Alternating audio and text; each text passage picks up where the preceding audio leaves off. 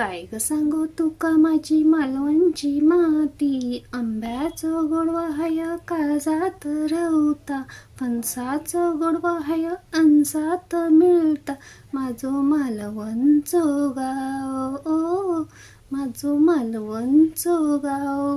हे गाणं का म्हटलं असेल हे तुमच्या लक्षात आलंच असेल. कोकणात प्रसिद्ध असणारे म्हणजे आज आपण करणार आहोत सध्या घरोघरी खाल्ली जाणारी फणसाची भाजी किंवा कुरीची भाजी किंवा कोवळ्या फणसाची भाजी.